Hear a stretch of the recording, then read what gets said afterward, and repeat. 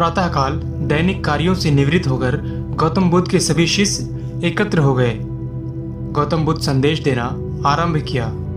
वे बोले, आज मैं तुम्हें ऐसे व्यक्ति की कथा सुनाता हूँ जिसके पास सब कुछ होते हुए भी वह दुखी था। गौतम बुद्ध ने कथा आरंभ किया।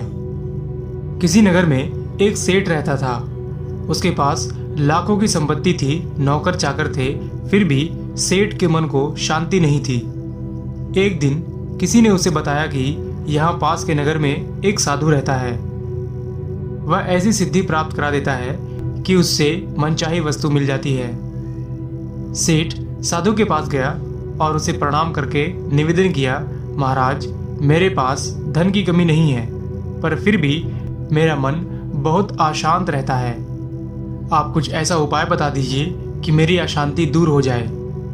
सेठ ने सोचा कि साधु बाबा उसे कोई ताबीज दे देंगे या और कुछ कर देंगे जिससे उसकी इच्छा पूरी हो जाएगी और उसका मन हमेशा के लिए शांत हो जाएगा।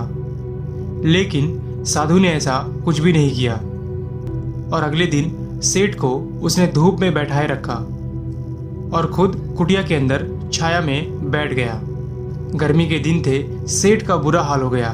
उसको बहुत गुस्सा आया, पर उसने किसी तरीके से खुद को शांत रखा। दूसरे दिन साधु ने कहा, आज तुम्हें दिन भर खाना नहीं मिलेगा। भूख के मारे सेठ के पेट में चूहे कूद रहे थे। अन्न का एक दाना भी उसके मुंह में नहीं गया, पर उसने देखा कि साधु ने तरह तरह के पकवान उसके सामने बैठकर खाए जा रहा। सेठ उस रात बहुत परेशान रहा। वह एक क्षण को भी नहीं सो पाया। उसे नींद ही नहीं आई। वह रात भर सोचता रहा कि साधु तो बड़ा स्वार्थी निकला।